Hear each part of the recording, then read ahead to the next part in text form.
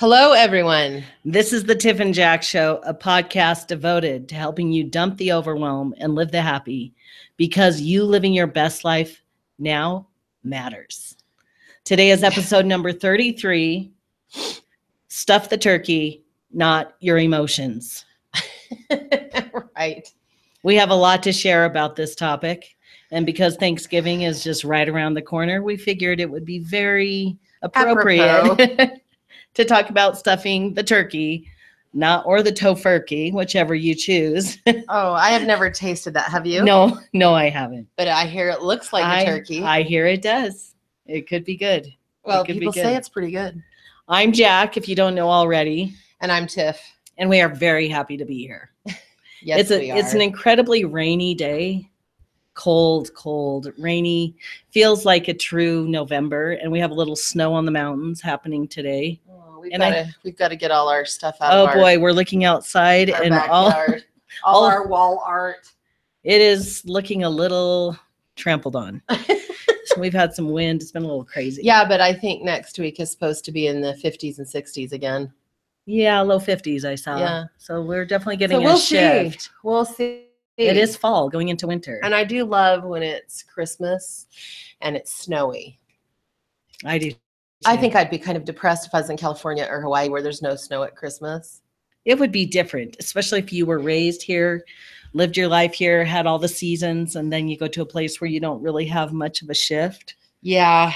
It would be different. Yeah, it'd be hard on me, I think, because I just love the thing. Speaking of Christmas, we're going to decorate. It's that time of tomorrow. Year. We're going to get our tree up. Our tradition, our family tradition is that all Christmas is up for Thanksgiving dinner. And Thanksgiving is in a few days. And so the next few days are going to be wild and crazy with busy fun. Yeah, I was just thinking about all the lifting and hauling and carrying. I know it's not fun for you. It's fun to have it done. And it's fun to have it up for a minute because time feels like it flies. Well, I almost feel like it's the only time during the year where I can boss you around. Oh, okay. I'm Noted. Noted. Just kidding. Oh, I'm glad you can carry the heavy boxes. Well, my really, really good news is I am no longer working at FedEx part-time for my morning gig. I'm done. Last Friday was my. What a journey that one was. Mm-hmm. Yep.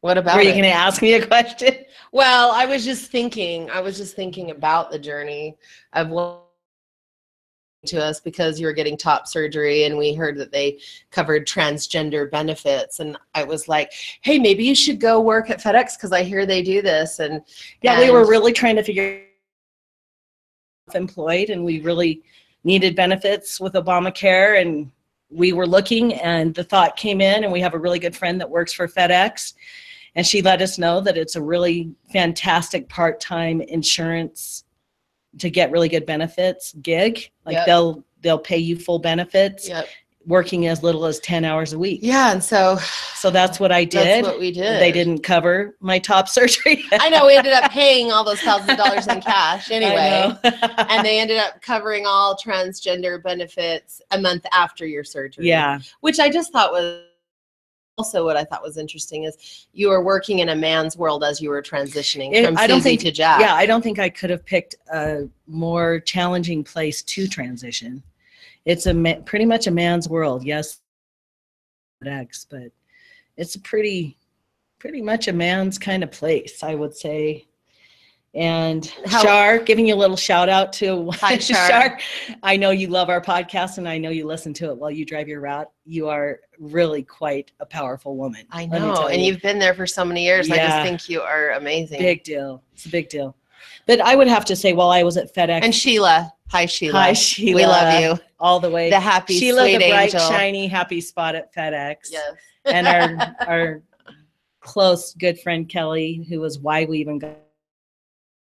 There's some powerful women there at FedEx. Yes. Okay. But going through my transition, it was definitely made easier because of the support I had from the three people we just mentioned, but also the manager. My manager, Chris, was an amazing guy. He was incredibly supportive. I was hired on as Susan, and And went through my right. transition there and let them all know. All the managers were informed that I had transitioned my name and gender. And I honestly could not have had a better experience. I was treated with nothing but respect and kindness from that angle. Yes, I had to take a lot of stand for myself and correct people and let people know who I am, which we all have to do that, don't we, at some level, every single day. Everyone does. You're pretty awesome. It was. You're just a pretty awesome human. Oh boy. Right. Being a trans man is, right. Yeah, it's quite a journey. And I'm very, very happy to have full control of my schedule. No, I know. These it's days. just so it nice feels now. so good. Now you don't have to be to bed at 9:30. You don't have to be up at 5. Yeah. Yeah. It's nice. It is wonderful. Yes. The holidays have arrived. They have. So anything else that we want to share our week? Oh, we're just always in the process of learning and growing and reading and expanding ourselves. We walk the talk. Everything that we're always talking about with setting your intentions, using the law of attraction, that your thoughts are creating your reality. That's the world we live in. We're constantly setting our own intentions and making our own declarations about what we're choosing and bringing into our life and progressing. And it's just bringing us further into making more decisions for ourselves. And sometimes those decisions can feel a little scary, but we just keep doing it. And life just keeps getting better and better and better. Don't you think, what do you think about living in the public? How's your business? Well, it is an interesting experience being an introvert and living in the public eye. Oh my God, I can't think of anything more I uncomfortable. definitely am an introvert. You're an extrovert. Yeah. And I've just learned, it's become second nature at this point, but it hasn't always been easy. Yeah, with my camera in your face all the time. In my face. And us being willing to share our lives online, on Facebook. In our coaching. In events. Yeah. Our story on our podcast. Mm-hmm. You know our stories. You know where we're coming from. Totally. And we go through some being uncertain and rough, or dealing with sickness or some pain or whatever. And we're in a constant state of evolution ourselves. Yep. And today's topic is linked to what we're talking about right now, because it's about feeling your feelings and your emotions and the importance of doing that. And I would say that what brought us to this place was an intention when we really started working with the intention of claiming our perfect health. Right. Because and we teach this, we know that the subconscious part of the brain must obey or do what the conscious brain says. So, we get into a place of knowing that we can have perfect health, and we start saying our mantras with that, and life drastically began to change. It did. Mm-hmm. It did. And it brought me right into, I'm always listening to podcasts as well. Love podcasts, love recording them, love listening to them. And I was just listening along one day to a business podcast that I love to listen to called Mind Your Business by James Wedmore. He helps entrepreneurs that want to move into the online arena. And he's a great guy because he knows about the power of your mind, and that your mind, it all begins there. And then what you're creating, you incorporate the power of your mind in the creation. So I'm just listening along, and one day he just happened to have an episode with he was interviewing a man named Steve Ozanich, and about the mind-body connection. I'm always interested in that. Tiff and I, that's what we teach. That's what we do. That's what we do, That's our life. And I was curious about what this conversation was going to be. So as I was listening, Steve was sharing his stories of dealing with 30 years of intense chronic back pain, having gone through a lot of different experiences and being told that it was due to faulty structure, that he was born with a faulty structure and arthritis and, a whole bunch of things. I don't remember exactly all of the things the doctors were telling him, but it was 30 years that he was suffering serious, serious back pain until he happened upon the work of Dr. John Sarno. And that is an important name. If you've never heard it, take note. Dr. John Sarno passed away at 94 in June. And he was a physician who specialized in healing pain. That's what he spent his life's work doing until, like Tiff just said, 94 years old. He was a professor of clinical rehabilitation medicine at New York University School of Medicine. And we'll talk more about this, but just John Sarno, we heard his name through the podcast that we were listening to. We jumped in, started reading some of his work, listening to some of his videos, and realized that this was very well an answer coming through our intention, and especially Tiff's intention for finding a way to get out of chronic pain. And I don't know that you've shared the depth of your pain. No, I've never have. I know you've talked a little bit here and there about the different things you've done, my cleanses, but I think it'd be awesome. Why don't you share with us a little bit about your journey with chronic pain and what that's been? Well, I'm kind of emotional today, so it's a beautiful thing to be emotional. It's all about today's podcast. We're talking about emotions. So today's going to be real. You know, you're going to hear and feel some deep emotion and possibly some tears. And, you know, it's a very You know how I feel message. About crying. Yeah, Tiff hates to cry. It's part of Well, I can cry when I'm by myself, but you don't. You tend to hold back that expression of tears to keep my emotion in until I'm by myself, and then which is very indicative of your energy type of being a type 3 fire type. Yes, you would tend to not be as overtly emotional. Well, I'm a leader energy. You know, I've been a teacher my entire life. If I wasn't teaching parenting or how to write music or voice lessons or how to utilize the law of attraction. I mean, I could go on and on. I've always just been in a teacher position. And when you're a teacher position, people come to you with questions, and to exhibit emotion has always felt to distract me from being able to really assist other people, which is probably bullshit, but that's my story and I've stuck to it. I may be changing my mind pretty soon, but I will share today my journey of chronic pain. I've been in chronic pain for 40 years. And it started maybe even and you're 46 years okay, old, maybe about 43 years, because I started having chronic stomach problems at the age of 3. And I had terrible leg aches and terrible stomach pain.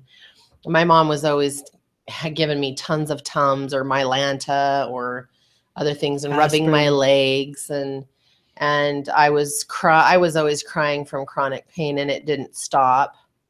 As I aged and got older, I started having a myriad of health issues, but the doctors could never find out what was wrong. At 15 and 16, I was diagnosed with fibromyalgia and chronic fatigue syndrome. I mean, my God, at 16, isn't that just hilarious that it would be, I can't even say hilarious, but I mean, it just feels so ridiculous to be at such a young age and being diagnosed with this. So I went on a journey of finding things outside to cure this chronic pain that I was living in, and the body pain and aches and pains and fatigue that I was dealing with all the time. It's like I have had to push through tar my entire life just to get up and function. And I don't talk about it. I don't complain. I'm always on the search of doing something more healthy, better. I'm losing weight, then I gain weight, then I lose weight, then I gain more weight. And it's just been a fucking disaster, to be honest. I mean, it's just been insane. I'm so glad to hear that you're sharing this, because I've lived with you and I'm the witness to your pain. I've never known anyone to suffer as much as you with physical pain. And I've also never known anyone as strong as you to continually use the power of your mind to combat the pain or to create a new experience or to bring in answers so that you could figure out how to feel better. So me being the witness of this, I feel deeply appreciative to you that you're sharing this, because I know it's a very vulnerable place for you and a very has been painful place. And I believe there are many listeners that either are themselves in chronic pain or have dealt with a good amount of pain, or back pain or shoulder pain or neck pain or migraines or stomach pains or ulcers or you name it, that radically changed their life for the better. because it's going to start giving them answers, because we have found the universe brought some answers right into our hands.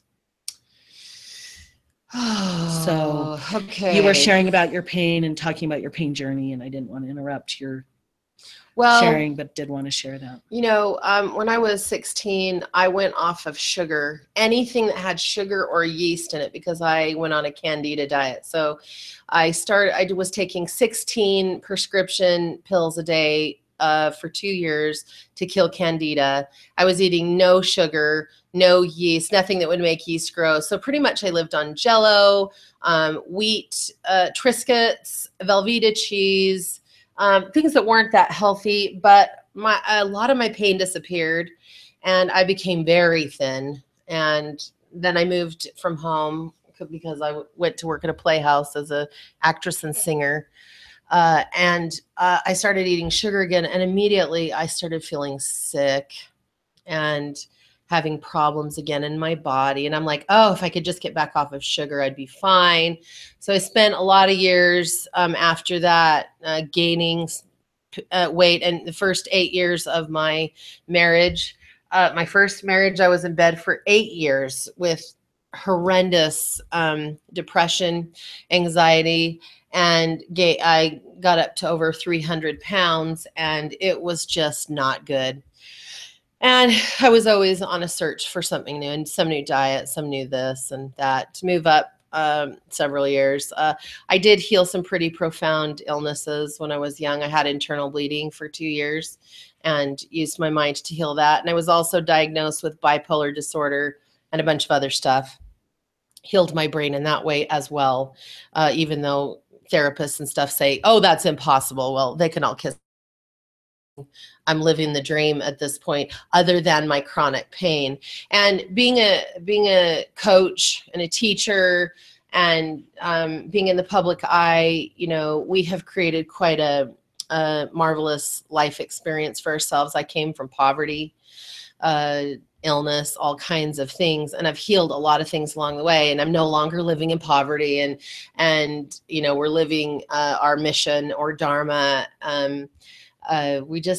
Life's pretty awesome in a lot of ways, but what I have been extremely frustrated with is, in order for me to really truly have as much joy as I can in that place, the chronic pain is getting in the way. And when I got a divorce from my first husband, I began to live in the same space. I woke up one morning and I couldn't move in bed. I was in so much pain. I was certain I had MS and I might never walk again. And so I willed myself up in the middle of the night. And I just remember praying to God, the God I understood at the time. And I said, I need to get downstairs so that I can really pray in private and cry, because something's wrong. And I barely was able to get out of bed and make it down the stairs.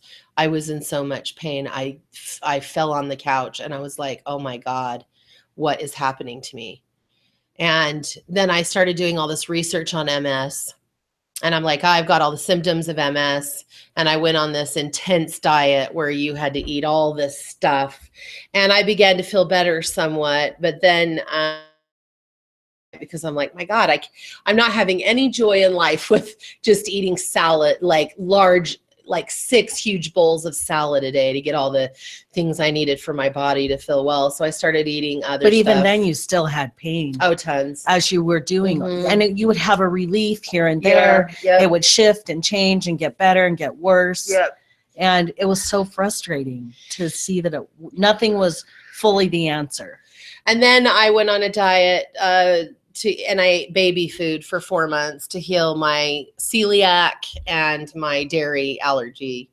And that seemed to clear up with eating, you know, baby food, carrots and things like that. It was the elimination diet where you just eat a few things here and there. Then you add stuff what in. you're allergic to. Oh my God. Intense. Even talking about it just makes me kind of sick to my stomach. Yeah. And then once that was fixed, then I was like, okay, I want to get the rest of my weight off, and I would do this diet or that diet. And then I am like, oh my gosh, I have a soy allergy. So, and because of the pain, you kept trying to figure out what was wrong. And all the research I was doing, I'm like, oh my God, it's now gluten, it's this. Soy. And, you know, and it really was robbing me of joy, of just connection with other people. I would make fancy dinners and desserts for my family, but really not eat them. And it just was just basically a pain in the ass. Mm-hmm. That's all I can say. Mm-hmm. And my pain over the last, I would say 3 months has just gotten, I developed for the second time plantar fasciitis in my foot, which makes it pretty difficult to walk. I go to the chiropractor every week. You know, I try to do certain things with my diet, but about 4 months ago, I was asleep, and this is kind of how things happen for me. I've always had this voice talk to me in my life that has guided me along. And I hear a voice in my sleep that says, you have never allowed your body to heal. If you'll allow your body to do the things it needs to do, it will take care of itself. And it woke me up. And I just laid there and I thought, that is true. I have been in resistance and working and striving with trying to get my body the way that I want it my entire life. And I told Jack about it, and I decided I was done with diets, and I was done with cleanses and, you know, all this shit that I have spent so many years doing. And then I noticed something. My pain started to get worse and my weight went up drastically. Yeah. Freaked the shit out of me. Yeah. And then, of course, we're always studying, and I just kept saying, I'm not doing it. I'm not going back to this place. My body will heal itself. I don't know how, but it will. And I just kept moving forward. And meanwhile, you know, we're having life. Yeah, like we were laughing and having fun and crying and working through things. And you know, we were just living our life. Seeing our clients and having our family parties. Yeah. And all the while, you know, having intentions to get some clarity and some answers and to keep moving forward and feeling great. I think that you pointed out yesterday, we were talking to our oldest daughter, and you shared with her that when we have these big family dinners, I spend the whole day preparing things. By the time I'm done, I am in so much pain from continual movement and standing that I can barely make it through dinner. Of course, I never say anything, and I don't even think the kids know, because sometimes I'll take ibuprofen, sometimes I'll take a pain pill. Sometimes I'll drink wine, and that seems to make me feel worse sometimes. So by the time the kids leave, I just fall in bed, and I think I want to be able to enjoy what's happening, but I feel so horrible by the time they all get here. And this is no way to experience my life. So why don't you share about coming across, or did you already? Yeah, I did a little bit. So I was listening to a podcast because I'm always on the lookout for anything that it will enhance and enrich our life and that of our clients as we expand and grow. And as I was listening to this podcast, Steve Ozanich was talking about Dr. Sarno's work. And Steve has taken it upon himself to be the message, getting the message out. Dr. Sarno spent his life primarily as a physician and a healer. He wasn't into trying to get his message out. He was just working with person after person after person and seeing results in, phenomenal results in the people that he was working with. And Jack said, babe, you need to listen to this. And you know what I was honestly thinking? Did I tell you in my head? I don't know, probably one more thing. I was like, oh my God, really? Like, I've got things to do today. I don't want to listen to one more God theory about things. I know how to create my life. We have an awesome life, and I'm sick and tired of thinking about how to fix myself. Right. And, for some reason, I just listened to it. And what had happened is James Wedmore, he was on his honeymoon, and he was bending down. They were in, I don't know, not Croatia, some kind of other country. And they were on a month-long honeymoon. He was bending over to look in the window of this really big, very expensive yacht, and he turned his head to look in the porthole, and his back completely went out to a point that he had never experienced any kind of pain like that before in his life. It was debilitating to the point they were going to leave their honeymoon. The next day he couldn't lay down. He could hardly move. He was in excruciating pain, figured something terrible had happened. And then as he was, no, he wasn't laying. He couldn't lay down. He was sitting in a chair. His wife had gone to sleep. They had got a flight scheduled for the next day. And he had a memory came in. He started putting out to the universe that he needed answers about what was happening. And a thought popped into his mind about a podcast he had listened to a few years or months prior to that from Joe Polish, who does a marketing podcast. And Joe Polish was sharing his story and talking to Steve Ozanich himself, and was talking about back pain. And when James had listened to that episode way before, when his back had gone out, he thought, oh, well, that's weird, because it was a marketing podcast. And he thought, why is he having someone talking about back pain on his podcast? But it popped into his mind. He found the episode, listened to it. It was Steve Ozanich. He listened to everything he said, remembered that the whole thing was about your emotions, your trapping of your emotions, and its link to chronic pain, specifically his back pain. Long story short, once he started, I think he downloaded the book onto his phone, started reading Steve's book. I think it was called The Great Pain Deception. And his pain released within a day. So, yeah, when I was hearing you talk about that and listen to some stuff, then I heard Howard Stern. Right. And that's when I started to pay attention. On Joe Polish. And I watched him on TV talking about Dr. Sarno, and that Howard Stern was in the most horrific pain for years and years, couldn't even lift his hand over his head. And he said, I am now living pain-free. And he has a testimony of Dr. Sarno. And I'm like, okay, I'll listen to Howard Stern, which is so funny because I've always had such judgment on Howard Stern, especially when I was a Mormon. You know, I'm like, oh, he's such a bad person. But I haven't really listened to him, but I did listen to what he said, and I could feel his sincerity. And I was like, I need to pay attention to this. And it brings me back to when I really started dealing with back pain, which was about almost 3 years ago. Mm-hmm. On Valentine's Day, we went to my mother's, and we were sitting there talking to my aunt and my mother, and my aunt has like permanent back damage. Yeah. And she is literally having to use Snell venom in a little machine thing to go into her body to treat the pain so she can function. And if she even gets a little too much, it will kill her. It's so poisonous. And so I remember looking at my aunt thinking, oh my gosh, what would I do if that happened to me? And I just got this fear of like, my back is awesome. That's the only part of me that feels fine. Everything else hurts like hell. Anyway, we left, and I was just like, I was so glad it wasn't me, and I felt so bad it was her. And we went to a movie for Valentine's and came home, and I woke up the next morning and couldn't move. Couldn't move because my back was out for the first time, and I was in bed for 5 days, could barely make it to the bathroom. And I was born with my hips kind of off.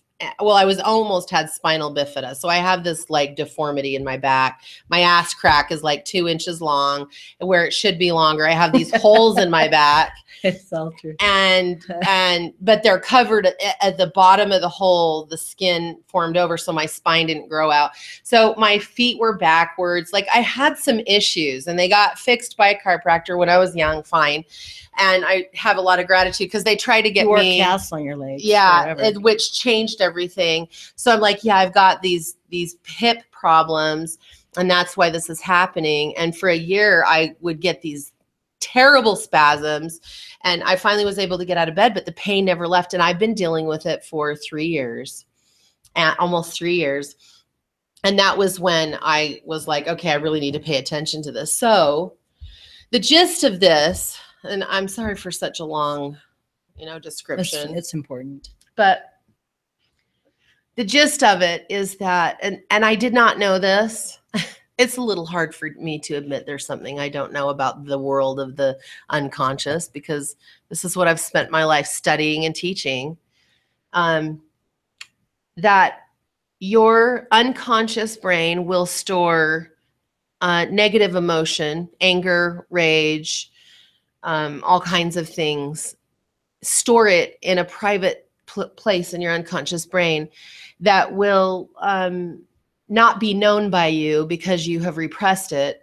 And those emotions send a signal out to the central nervous system to send pain to the body to distract you from feeling the emotion. And this is something I was not aware of, that you actually have repressed emotions that will send out pain signals. And how it works is that your brain will withhold oxygenated blood to certain parts of your body just enough to cause pain. It's totally harmless, but just enough to cause pain so you are distracted and you don't feel those repressed emotions. It is a fucking distraction.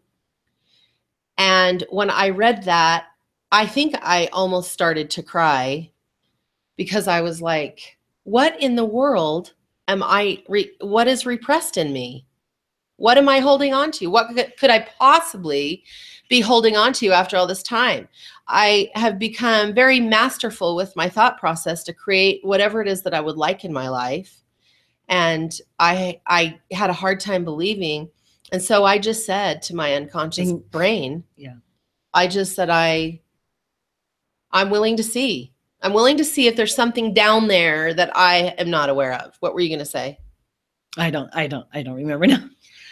So Jack and I began to talk about some of my past. Now, I share very openly that I suffered emotional, physical, and sexual abuse in my life. I've dealt with the sexual abuse. I have no emotion about that. But something very interesting happened. And I'm not going to go into the depth about my abuse or my abusers, but there are many. And what I have come to find is I had so much repressed emotion about being physically abused in my life that the last 8 or 9 or 10 days have been quite a shit show at our house. There's been a lot of feeling of deep emotion and rage and anger and recognizing. And it's been a profound experience, honestly, to just witness and be part of this experience. I've had my own stuff that I started to work with. I know I've got more to work on myself, but I haven't lived in chronic pain, but I do have my back just went out not too long ago. And when I was at the tail end of my FedEx shift being done at FedEx, and I always, I always think of FedEx as being back-breaking work.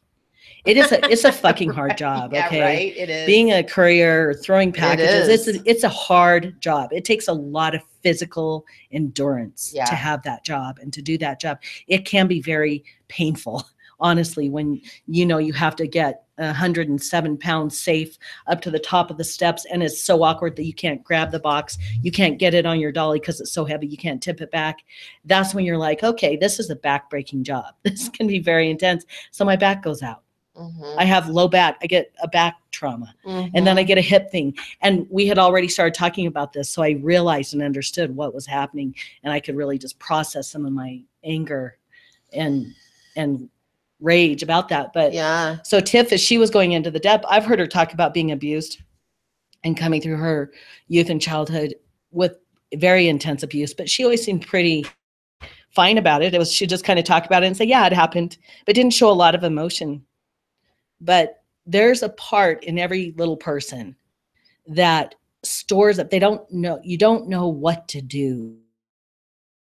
Traumatic or abusive events in your life. So either you're going to feel totally helpless. Maybe you fought back. You're a person that you couldn't be broken, but you felt helpless in it. Yeah. Yes. And I'll share a couple of experiences that I had. And these are just the minor ones that I've endured, but made quite a huge impact in my psyche as a little human. When I was going to 7th grade, I walked into school and I was so scared and had already endured quite a bit of physical violence in my life from other sources. So I was very afraid anyway. And I walked into school and I saw a friend and I started running down the hall in junior high. And I couldn't stop myself before hitting this girl. I was running so fast. I was so excited to see my friend, that I bumped into her. And I was just so mortified. Like, you know, when you're running so fast and then you realize you have to hit the brakes. And I'm just such a wild energy. I just get all excited. And she looked at me and she said, "What the fuck are you doing, bitch?" And I said, "I am so sorry." And she started saying these really hateful things to me about how ugly I was and blah, blah, blah.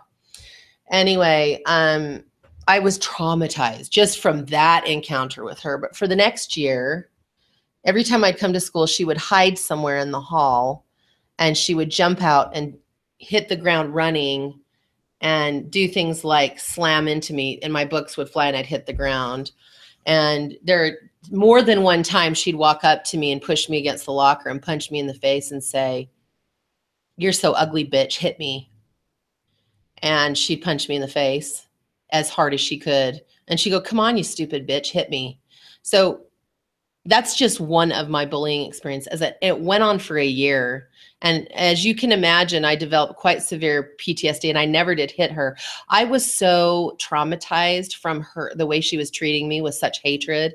And I was already had PTSD from other forms of abuse, that I just stood there and took it. And then I would tell on her, and they'd call her in and tell her to stop doing it. And she'd do it again the next day. It never got stopped. And back in the 80s, I'm telling you, you know, hazing and fighting and all that stuff, that the laws now are very different. So I had to deal with that. And that shifted my reality so huge. It caused so many problems. And today, I was thinking about her today, and I should have just beat the shit out of her and she would have stopped. Do you know what I mean? But you had been conditioned in your earlier abuse not to beat back. Well, I think because I don't have the energy of going up and bullying someone, it was so shocking. I didn't know what to do. I just was in a state of shock. I really couldn't even feel her hit my face because I was in such a state I was so disassociated. And that was just one thing. And then that same year, my mutual class, it was called Mutual back then for Mormon girls, they waited for me after school. My maid class waited for me after school in the bushes, and they all beat the shit out of me. My church group. Mm-hmm.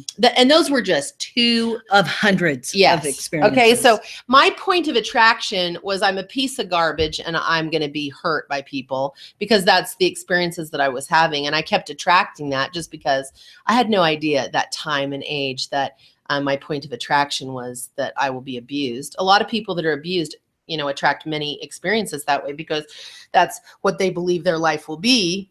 And you get what you think about. And so it wasn't until I changed my thought process, which actually was 8th grade, that I became popular. Actually, it was 9th grade, not 8th grade. And I could go on and on with very dreadful, sad stories that would make people cry if they listened to it. And that's not my interest here. What my interest is expressing that all of these repressed emotions from physical, sexual, and emotional abuse in my life were stored in my body, in my psyche, the thought process of what it meant about me, and the rage. And I have been dealing with the anger and the rage of all of this for the last 10 days. And I've had several breakdowns a day, or at least once, where I just get a new memory and a new feeling is surfacing, and I'm allowing it. And something pretty profound is taking place in my body. And my stomach, chronic stomach trouble that I have had since I was 3 is gone. And it's been gone for 8 days, which is really quite unheard of. And I'm eating whatever the hell I want. Yes, and this is the stomach pain that landed you in the ER probably once a year. Twice last year. Throughout your life. No, twice this year. Twice this year. The stomach pain that had you go to the doctor, sure you had an ulcer, trying to figure it out. Right. Well, you know, this ongoing stomach pain that's been getting worse and worse and worse is gone and has been gone for 8 days. And that's why I was talking about perfect health is last month. I went into the doctor to get on acid blocker or whatever, because my heartburn and just this fiery stomach that I've dealt with my whole life is now really getting bad again. And it hasn't for years in that way, but I was having like what I thought was gallbladder. I'd go to the hospital, my gallbladder's fine. I get the test for the bacteria that causes ulcers. That's not even in there, but they gave me medication anyway. So I took the medication and it made me terribly depressed and feel terrible. So I'm like, this has to heal. And by feeling all of this, and there was one day where I just started vomiting from all the abuse, literally in the toilet, and I could feel this pain in my stomach I've dealt with my whole life. And when I was done vomiting, it stopped hurting. And I'm eating soy, and I'm eating gluten, and I'm eating dairy, and I'm eating whatever I'm eating, and I'm having no pain. And I'm like, holy shit, this is real. And not only that, but my back pain is gone. And this all happened within about 9 days. What is not gone is my plantar fasciitis, and it's getting better. It comes and goes. Now it disappears for a bit and then goes, but I had a really interesting morning this morning. A few days ago, I went out and spent $200 on exercise clothes to really motivate me to get to the gym. I know, so ridiculous. And I finally get to the gym. On the way to the gym this morning, I start feeling so nauseated, and my allergies, I'm starting to sneeze, and my legs are getting pains in it, and my plantar fasciitis is like, feels like my foot's going to explode. And I'm like, sorry, I'm going to the gym. I know you're trying to protect me by making me feel this pain and not feel any more emotional stuff coming up, but I'm going to feel it, and I'm not going to go home. And I got on the treadmill when I got there, and the pain was so severe in my foot that I started to cry on the treadmill. And I would stop for a minute, and I almost got off and said, F this, I'm not doing this crap. And I didn't. And I just said, what I've learned from reading this book, that the pain is trying to get you to stop moving. And I'm not going to do that. And you will not be hurt if you move when you're in pain. And that's always my fear, is like, oh, it's going to make my foot worse. Oh my God. Yeah, that you will be hurt. And that's why it tries to stop you from moving. Yeah. And then doctors even perpetuate that as well. So I just slowed down the treadmill, and I'm like, I am walking. And I would have to stop every couple of minutes and like give my foot a break, and then I would walk again. And then Jack came over and started talking to me. He said, are you crying? I'm like, yes. I said, I'm in so much pain. And I'm also listening to a therapist work through people with this anger issue. I'm listening to some of the coaches and therapists that are working with people on this so that I can really get it into my own psyche. And I just feel like I'm going to fall apart on the treadmill. And finally, Jack comes over and he's talking to me because he's reading something that has to do with what we're doing right now with all this pain stuff. And I feel my foot and leg release. Like I feel the muscles and everything release so that I can walk. But it took me 15 minutes. And now I'm home, and I'm totally pain-free right now. Like my plantar fasciitis is not hurting. Like I have no pain at all. But something really interesting happened when I was leaving the gym. I'm standing there waiting for Jack to bring the car up because it's outside raining, and he's always like chivalrous that way. And this woman walks up to me and looks me dead in the eye, and she said, it are people like you. It is people like you that inspire me. And she said, I just want you to know I feel so inspired by seeing you, and thank you for doing that. It really helps me. And I just kind of looked at her in a kind of a stupor, like, what in the hell is she talking about? And she just walked away, and I get in the car kind of trying to figure out what she's talking about. I was full of tons of emotion. I was like, well, I'm really glad I could inspire someone. That's really what I try to do, is help people see what's possible. And the other thing is like, what is she seeing? Like, what the fuck's my problem? Like I was so full of emotion, and I realized she must have been watching me cry and have this terrible foot pain, because I would lift up my foot and kind of shake it, and I would close my eyes, and then I would force myself to walk again. And I was in pretty excruciating pain.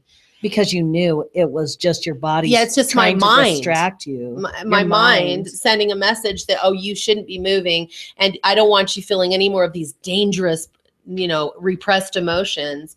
And I got in the car and had a little cry, got in the shower when we got home and sobbed my head off. And of course, all the rest of my pain drains out. And now I'm sitting here right now doing the podcast talking about this stuff when, I wasn't sure I really wanted to talk about it. But I just know that as we're teaching people to create the life they want by using their thoughts. There are blocks that come up for some of us, and actually no, all of us at some point, that tell us why we can't or shouldn't have the life that we want. And we're here to teach you how to work with your mind and overcome those limiting beliefs so that you can create the life you want. And if that even means overcoming physical pain or chronic pain, so be it, because we're all here to have the kind of life that we want. And this is the journey that we're on right now as we're working with our people and teaching you here on this podcast what's possible. And not being shy about sharing our story and letting you know where we're at and what's going on. I wanted to share one thing from the book, Dr. Sarno's book. The one that we read is called The Mind-Body Prescription, Healing the Body, Healing the Pain. And I'd like to also say we are not doctors. We're not telling you to go do this, but we are inviting you to look deeper into the research that's out there. Get the books, read them. Dr. Sarno has a few books. This is just the one that we read. Steve Ozanich has a book called The Great Pain Deception that shares his story and his journey and how he got to where he is of now living pain-free. So we invite you to look deeper. One thing I want to share in Dr. Sarno's book, he said that he believes that rage in the unconscious has three potential sources. The first, those things that have been generated in the rage that was generated in infancy and childhood and never dissipated. Two, that which results from self-imposed pressure, as in being driven, perfectionistic, or trying to do everything right or good. And he calls those people goodists. And the third is that which is a reaction to the real pressure of everyday life. So today we want you to know, and us too, to feel your feelings. And I think, Tiff, it would be good for you to share the difference between feelings and emotions, because sometimes that comes up. It's like, are we talking about feelings or emotions, or what exactly are we talking about here? Feelings are long-standing feelings, like I love Jack, no matter if he makes me mad or not. I still love him forever. Like, it's a feeling. Emotions are short-acting feelings. So sometimes, I'll get mad at someone and think, I am so mad at you, I just want to smack you right now. That right there, that's an emotion. It's like a burst of feeling that dissipates shortly. And unless you are storing those emotions, then they stay in the unconscious part of the brain and send out blocks of sorts, or addiction, desires for addictive behaviors, or chronic pain.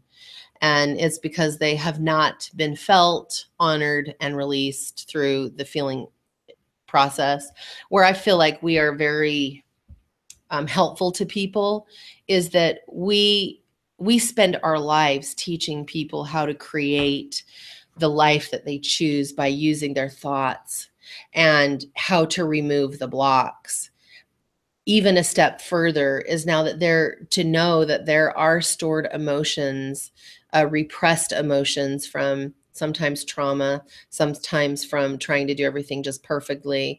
And those repressed and stored emotions can definitely cause chronic pain, addictive behaviors, or those blocks that it's like, I can't seem to get past this one thing, which in my case is chronic pain and issues with my body. And I am now watching my chronic pain dissolve. And to be honest with you, I'm in a state of shock. I am too. But I've been with you for so long, and I've felt and seen your emotions and how they're linked to your pain, and that you have flare-ups in pain when you're feeling really angry, or feeling like you're trying not to cry, or you're trying to, having a lot of rage or whatever.